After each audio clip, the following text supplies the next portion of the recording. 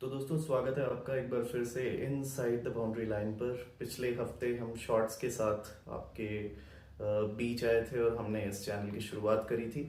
आज का जो हमारा वीडियो है ये इस वीडियो में हम बात करेंगे India versus West Indies test series का जो पहला टेस्ट मैच कंक्लूड हुआ है उसके बारे में। ये जैसा कि हम जानते हैं जो इंडियन टीम का होम सीजन है टेस्ट का, जिसमें ये पहली सीरीज और इसका पहला मैच अभी हाल ही में संपन्न हुआ।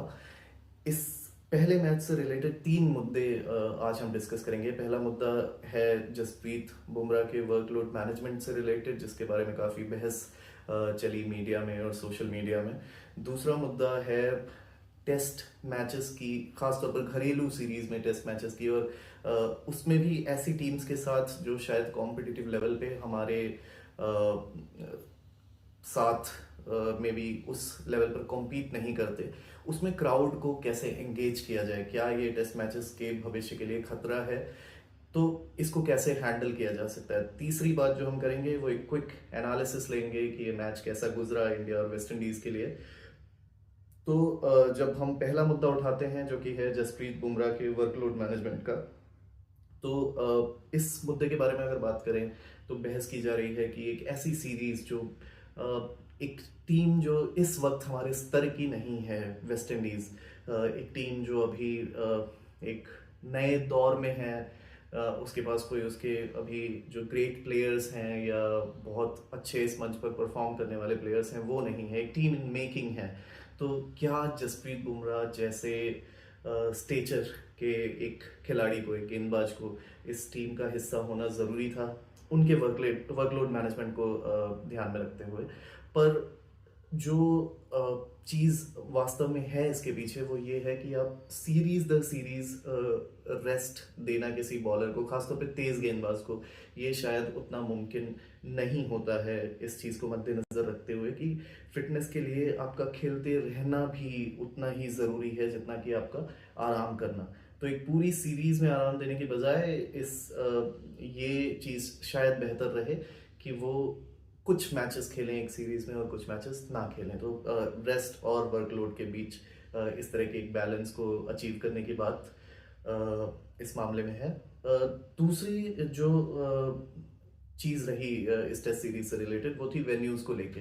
तो मुझे याद आया इस चीज़ से कि विराट कोहली ने अपने एक स्टेटमेंट में ये बोला था कि वेन्यूज जो हैं वो एक लेगेसी लिए होने चाहिए। जैसे कि हम जब इंग्लैंड टेस्ट सीरीज हमारी टीम करती है, इंग्लैंड दौरा करती है, ऑस्ट्रेलिया दौरा करती है, तो वहाँ जो टेस्ट मैचेस के वेन्यूज हैं वो फिक्स्ड हैं और उनकी एक लेगेसी बनी है, एक हिस्ट्री बनी। हम बात करते हैं पर्थ हमारे लिए हमेशा से मुश्किल रहा है, या हम बात करते हैं ब्रिस्बेन जो तेज गेंदबाजों को मदद करता है, वहाँ हमारा रिकॉर्ड कैसा है। एडिलेड में हमारे लिए कंपैरेटिवली बेहतर सिचुएशंस होती हैं क्योंकि स्पिन फ्रेंडली विकेट्स हो सकती हैं।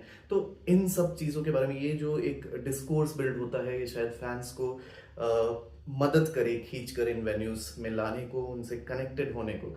तो स्टेडियम टेस्ट सीरीज में स्टेडियम्स को रोटेट करने के बजाय कुछ फिक्स्ड वेन्यूज रखे जाएं जहां की जो घरेलू टेस्ट सीरीज है उनके मैचेस खेले जाएं।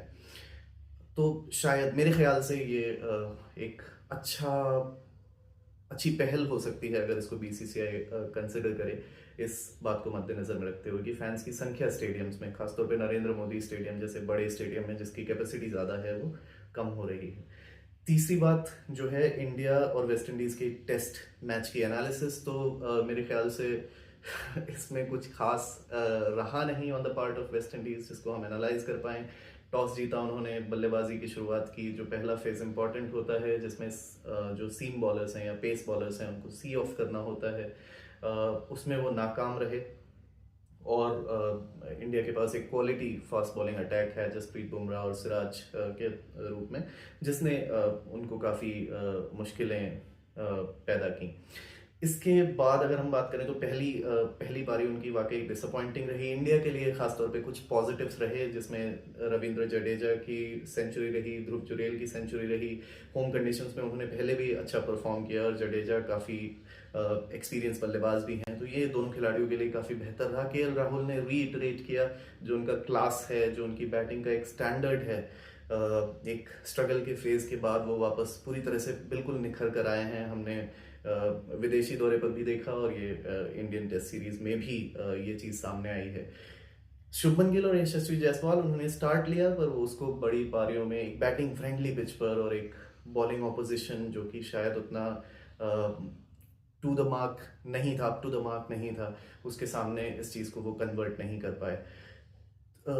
एक अच्छी खासी लीड थी इंडिया के पास 280 प्लस रन्स की, और उसके सामने वेस्ट इंडीज अगेन हमारा जो एक बेहतरीन स्पिन ट्रायो है रविंद्र जडेजा, कुलदीप यादव और वॉशिंगटन सुंदर के रूप में, उसके सामने वो ठहर नहीं पाए और लगभग उनका एक सिमिलर हश्र हुआ जो पहली बारी में हुआ था, और इंडिया ने इनिंग्स और काफ़ी सारे रनों से ये मैच जीता।